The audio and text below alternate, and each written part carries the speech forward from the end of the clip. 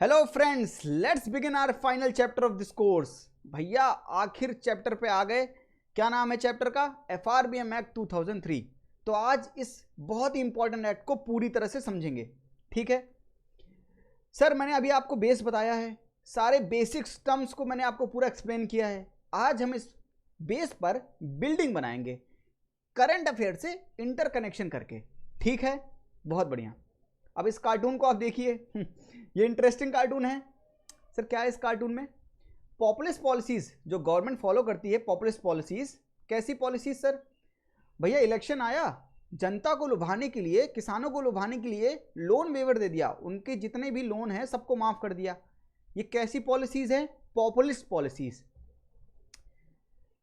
उससे क्या होगा सर? सरकार को खर्चा ज्यादा करना पड़ेगा और रेवेन्यू उतना ही है। तो ये डेफिसिट का जो डब्बा देख रहे हैं आप, बड़ा सा पोटली, ये इतना बड़ा डेफिसिट हो जाएगा और उससे दिक्कत किसको होगी? अपनी इंडियन इकोनॉमी को, वो सफ़र करेगी। इसलिए ये कार्टून मैंने आपके सामने लगाया है। FRBM एक्ट 2003 क्या होता है सर? सर फुल फॉर्म क्या है? Fiscal responsibility and budget management act. इसका मैं मतलब समझाऊंगा आपको आगे। सो आई होप कि आपने अभी तक इस चैनल को सब्सक्राइब कर दिया होगा, और नहीं किया तो प्लीज़ अभी कीजिए और वीडियोस को लाइक किया करिए अगर आपको अच्छी लग रही है तो। ये मेरा टेलीग्राम लिंक है सर। इसमें PDF और other material related to this course मैं यहाँ पर अपलोड करूँगा, आप वहाँ से डाउनलोड कर लीजिएगा। ठीक है, बढ़िया। इस एक्ट की ज़रूरत क्यों पड़ी सर हमको? ये ज़रूरत क्या थी ऐसी कि हम इस एक्ट को लाना पड़ा? पहले ये समझते हैं। तो भैया 1990s में और 2000 में बोरोइंग रेट बहुत ज़्यादा था, सरकार बहुत ज़्यादा बोरो कर रही थी। उसकी वजह से क्या हो रहा था sir? High fiscal deficit, high revenue deficit and high debt to GDP ratio, और इसकी वजह से अपनी इंडियन इकोनॉमी वीक थी। तो सर फिस्कल डेफिसिट और रेवेन्यू डेफिसिट तो आपको पता है, पर आप पूछ रहे होंगे कि ये डेट टू GDP रेशियो क्या है? सर ये बहुत ईजी है। मान लीजिए आपकी GDP 100 है। GDP क्या थी सर? कंट्री की बाउंड्री के भीतर एक साल में जितनी भी गुड्स एंड सर्विसेज का आपने प्रोडक्शन किया है उसको क्या बोलेंगे? GDP बोलेंगे उस नेशन का, मोटा मोटा। ठीक है, और इस 100 रुपए की GDP के लिए आपने कितने रुपए का डेट लिया है? मान लीजिए 120 रुपए का डेट लिया है। तो भैया डेट टू GDP रेशियो कितना हो गया? 120/100। परसेंटेज में निकालेंगे तो मल्टीप्लाई बाई 100 तो 120%। तो 120% यानी डेट टू GDP रेशियो कितना आया आपका? 120%। सरकार कहने का मतलब कि 100 रुपए की GDP, 100 रुपए की चीज़ों को क्रिएट करने के लिए 120 रुपए का लोन लेना पड़ रहा है। तो आप हालत समझ सकते हैं। इसलिए सरकार का डेट टू GDP रेशियो बहुत ज़्यादा था, सरकार बहुत ज़्यादा लोन ले ही जा रही थी। तो सरकार की इकोनॉमी की हालत बहुत ही खस्ता थी, इसलिए इस एक्ट की ज़रूरत पड़ी। तो इस एक्ट का ऑब्जेक्टिव क्या है भैया? ये एक्ट करना क्या चाहता है? ये हमको डिसिप्लिन में लाना चाह रहा है, to bring fiscal discipline. Fiscal discipline कैसे लाएंगे? आप जो एक्सपेंडिचर कर रहे हैं सर, उसमें आप इफिशियंसी लाइए। कैसे? रोड 5 साल में प्रोजेक्ट है आपका, रोड का 5 साल में बनाने का, आप 10 साल में बना रहे हैं। तो 10 साल में बनाएंगे तो उस प्रोजेक्ट की कॉस्ट बढ़ जाएगी। तो भैया वो काम मत कीजिए, आपने जो टाइम तय किया है उसी टाइम में आप उस चीज़ों को बनाइए, ताकि एक्सपेंडिचर में एफिशिएंसी आ सके। तब आपके अंदर क्या आएगा? डिसिप्लिन आएगा। डिसिप्लिन का मतलब यही होता है effective management of expenditure, revenue and debt. तो भैया इफेक्टिवली मैनेजमेंट करना पड़ेगा अपने खर्चे का, जो आप अपनी पॉकेट के खर्चे के साथ करते हैं, सही जगह खर्च करना। तो इफिशियंसी लानी पड़ेगी उसमें। मैक्रो इकोनॉमिक स्टेबिलिटी, तो आप जब इस चीज़ को करेंगे, सही जगह खर्चा करेंगे, रेवेन्यू अच्छा आएगा आपके पास, और आप रोड बना रहे हैं सही टाइम पे अच्छी रोड बना रहे हैं, इससे क्या होगा? GDP बढ़ेगी, लोगों को रोजगार मिलेगा, एम्प्लॉयमेंट बढ़ेगा, इन्फ्लेशन बढ़ेगा। तो कहने का मतलब ये है कि आप अगर फिस्कल डिसिप्लिन में रहेंगे तो क्या होगा? आपके मैक्रो इकोनॉमिक जो वेरिएबल्स हैं, GDP, इन्फ्लेशन, ये सब भी अच्छे होंगे। ठीक है, better coordination between fiscal and monetary policy. तो फिस्कल, भारत सरकार की फिस्कल पॉलिसी बता चुका हूं मैं, और RBI की मॉनेटरी पॉलिसी, इसके बीच में कोऑर्डिनेशन बढ़िया होना चाहिए। ठीक है, इसलिए इस एक्ट को लाया गया। Transparency in the fiscal operation of the government, भैया पारदर्शिता, ट्रांसपेरेंसी मतलब पारदर्शिता, मतलब कि कहाँ पर खर्च कर रहे हैं सर, कहाँ से पैसे आ रहे हैं, किधर खर्च कर रहे हैं, कितना खर्च कर रहे हैं, ये सब पब्लिक को पता होना चाहिए, ट्रांसपेरेंसी आनी चाहिए। इसलिए ट्रांसपेरेंसी बहुत जरूरी है। To aim the physical stability of the government in the longer run, Bharat सरकार की फिजिकल स्टेबिलिटी आनी चाहिए, स्थिरता, मतलब कि ज़्यादा लोन ना ले किसी से, हमारी जीडीपी बढ़िया बूस्ट करती रहे और हमारा एम्प्लॉयमेंट अच्छा रहे, हम लोगों को रोजगार बढ़िया दे रहे हैं, इन्फ्लेशन बढ़िया रहे। कहने का मतलब ये है कि इस एक्ट क्या कहना चाह रहा है कि इंडियन इकोनॉमी को स्ट्रांग बनाना चाह रहा है। क्या बनाना चाह रहा है? स्ट्रांग, बिल्कुल। तो सर कैसे बनाएगा? तो पहले हम ये पढ़ेंगे कि एफआरबीएम एक्ट है क्या। पहले कल आपसे मैंने एक सवाल पूछा था कि रेवेन्यू डेफिसिट ज़्यादा सेंसिटिव है या फिजिकल डेफिसिट। सेंसिटिव का मतलब क्या? रेवेन्यू डेफिसिट क्या था कि डे टू डे एक्टिविटीज़ को, डे टू डे एक्सपेंडिचर को फाइनेंस करने के लिए जो सरकार लोन लेती है वो था रेवेन्यू डेफिसिट। और सर फिजिकल डेफिसिट क्या था? डे टू डे और कभी कभी दोनों एक्सपेंडिचर को हैंडल करने के लिए जो सरकार लोन लेती है वो फिजिकल डेफिसिट था। तो सवाल मेरा ये था कि कौन ज़्यादा सेंसिटिव है, कहने का मतलब किसके ज़्यादा होने से सरकार पर ज़्यादा प्रभाव पड़ेगा, सरकार को ज़्यादा दुख होगा कि ये ज़्यादा नहीं होना चाहिए, ऐसा कौन सा ये डेफिसिट है, कौन सा घाटा है ये। तो इसका आंसर मैं आप बताऊंगा आज, पर एग्जाम्पल से समझेंगे इसको। देखिए कैसे, माफ कीजिएगा। तो सर मान लीजिए कि मैंने एक कार खरीदी और मेरे पास 5 लाख रुपए थे, तो मैंने 4,90,000 की कार खरीद ली और मैंने इस कार को 1 महीने चलाया और मेरे सारे पैसे उड़ गए। तो भैया मेरे पास पैसे नहीं इस कार को चलाने के लिए, अगले महीने के पेट्रोल के पैसे हैं नहीं। तो मैं अपने दोस्त के पास गया, मेरा बहुत अच्छा दोस्त है, मैंने उससे कहा कि भाई 1,000 रुपये दे दे। तो उसने क्या किया, मुझे 1,000 रुपये निकाल के दे दिए, क्योंकि मेरा अच्छा दोस्त है, दे ही देगा। तो मैंने अगले महीने खूब गाड़ी चलाई और फिर मैं अगले महीने पहुंच गया, क्योंकि मेरे पास फिर पैसे नहीं है। तो फिर मैंने इससे कहा कि 1,000 रुपये दे दे, इसने मुझको फिर दे दिया। फिर मैंने गाड़ी चलाई 1 महीना और फिर मेरे पास खर्च ख़त्म हो गए। फिर मैं अगले महीने गया। अब मैं अगर 2-3 महीने ऐसे ही अगर इसके पास जाऊंगा तो एक दिन ऐसा आएगा कि मेरा बहुत अच्छा दोस्त मुझसे ये कहेगा कि भाई जब तेरे पास कैपेसिटी नहीं थी पेट्रोल डलाने की तो तूने कार क्यों खरीदी। एक्चुअल मेरा दोस्त क्या कहना चाह रहा है मेरा दोस्त कहना चाह रहा है कि जब तुझे day to day expenditure petrol के खर्चे के पैसे नहीं थे तेरे पास, तो तूने इतनी बड़ी कैपिटल एक्सपेंडिचर क्यों की, कार क्यों खरीदी, क्योंकि कार तो कैपिटल एक्सपेंडिचर में आएगा आपके पॉकेट में, कैपिटल एक्सपेंडिचर कैपिटल अकाउंट के, कभी कभी आप कार खरीदेंगे, समझ रहे हैं ना।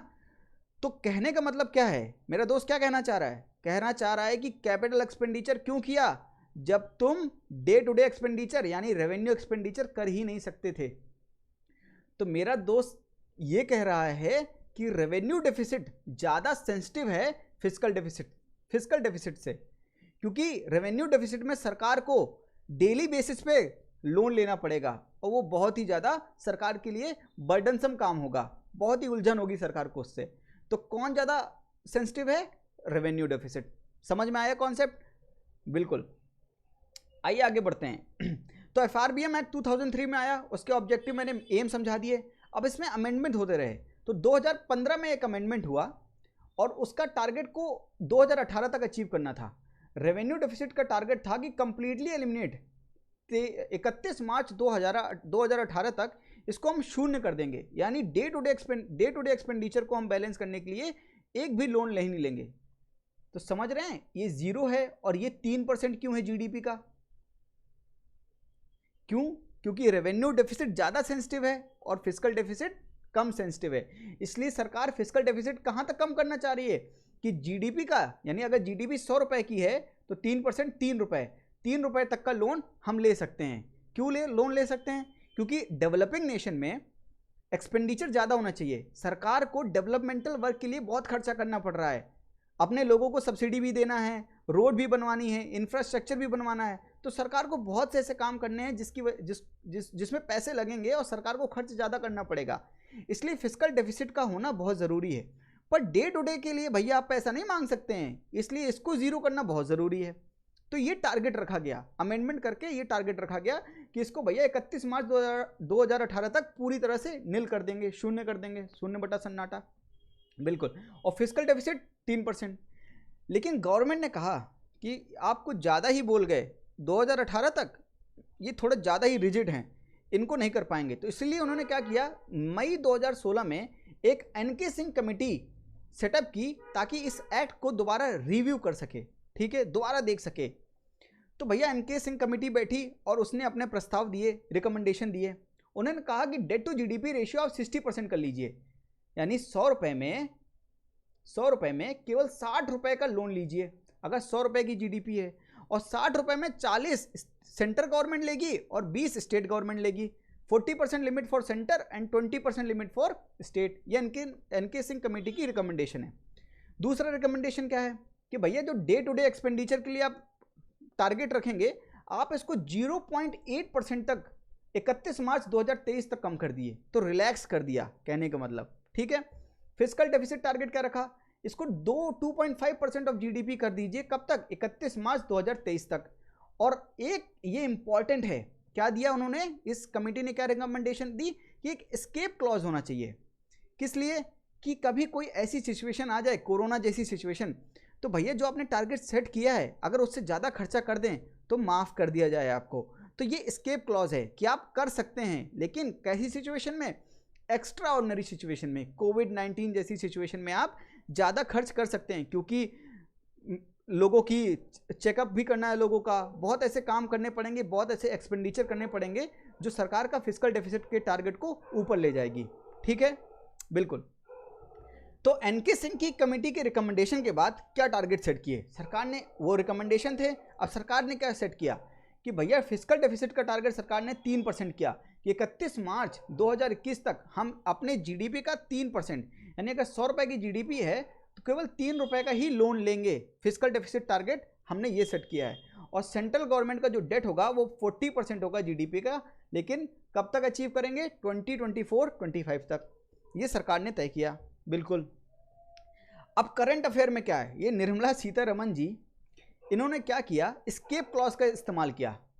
क्यों सर, क्योंकि 2020 में ये कोविड-19 की सिचुएशन आ गई और हमारा फिस्कल डेफिसिट, हमको लोन ज़्यादा लेना पड़ा और ज़्यादा खर्च करना पड़ा, इसलिए फिस्कल डेफिसिट का टारगेट हम क्रॉस कर गए।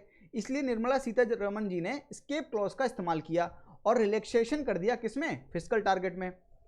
Finance minister revise the fiscal deficit target for financial year 20 to 3.8% and pegged the target for the FY20 to 3.5%। यानी जो 2019-20 का फाइनेंशियल ईयर है उसमें 3.8% जीडीपी का, 100 रुपये का जीडीपी है तो 3.8 रुपये का हम लोन ले सकते हैं। लेकिन अगले साल यानी 2020 और 21 में कितने परसेंट का लोन लेंगे, 3.5% तक ही लिमिट करेंगे उसको, ठीक है। ये टारगेट निर्मला सीतारमण जी ने लेटेस्ट लिया। अब ये मैं आपके सामने चार्ट लाया हूँ, इस चार्ट को बैठकर एनालाइज कर लीजिएगा। ये लेटेस्ट डेटा फिगर हैं। फिस्कल डेफिसिट का टारगेट एस्टिमेट जो रिवाइज किया गया था वो 3.8 है, जो इस साल का, जो ये फाइनेंशियल ईयर चल रहा है उसका 3.5 है, उसके अगले का 3.3, उसके अगले का 3.1। Revenue deficit 2.4, 2.7, 2.3 to 1.9। अब ये देखने की चीज़ है, ये डेटा है, ये फैक्चुअल चीज़ है। मैं समझा चुका हूँ आपको कि रेवेन्यू डेफिसिट सबसे कम होना चाहिए, कोशिश करो कि 0 कर दो। और फिस्कल डेफिसिट का टारगेट रखो लेकिन लिमिट में रहना चाहिए। डेट टू जीडीपी रेशियो रखो लेकिन लिमिट में रहना चाहिए, ठीक है। तो भैया हमने आज क्या समझा कि FRBM एक्ट क्या है, और ये करंट अफेयर पूरा, कि आप जहां जहां मैंने आपको जो चीज़ पढ़ाई है आप कॉम्प्रिहेंसिव लिख सकते हो, आप फैक्ट्स को भी ऐड कर सकते हो। और करंट अफेयर में क्या था, एस्केप क्लॉज, वो मैंने आपको समझा दिया। उसका यूज़ करके कि एक्स्ट्रा ऑर्डिनरी सिचुएशन में अगर कोई ऐसी चीज़ हो जाए तो हम फिस्कल डेफिसिट के टारगेट को थोड़ा सा बढ़ा भी सकते हैं। थोड़ा ज़्यादा गवर्नमेंट बोरो कर लेगी तो कोई बात नहीं, ठीक है। आज का सवाल ये है कि आप enactment of the FRBM act has brought the Indian economy on the path of fiscal prudence only in letter but not in spirit. ये केवल लिखावट में लाई है, स्पिरिट आत्मा में नहीं लाई है। इसको आप क्रिटिकली एनालाइज कीजिए 200 वर्ड्स में। इसका आंसर मेरे टेलीग्राम चैनल पर पोस्ट कीजिए, मैं वहीं पे आपको इसका आंसर इवेल्युएट करके आपको वापस करूंगा, ठीक है। तो भैया ये कोर्स ख़त्म, 5 चैप्टर मैंने आपको प्रॉमिस किया था, 5 दिन में मैंने 5 चैप्टर को कवर किया है और पूरा कॉम्प्रिहेंसिव मैंने आपको गवर्नमेंट की फिस्कल पॉलिसी के बारे में बताया है। Fiscal deficit, fiscal policy, FRBM act, मैंने सब कुछ आपको समझा दिया है। अब मैं आपसे ये चाहूँगा कि आप क्या चाहते हैं कि अगला कोर्स मैं पूरा किस पे लाऊं, ये आप मुझको कमेंट बॉक्स में ज़रूर बताइएगा कि अगला कोर्स आप क्या चाहते हैं, ठीक है। तो तब तक के लिए जय हिंद, जय Bharat. Thank you so much, आपने इस कोर्स को अटेंड किया, and all the best for your future. Thank you.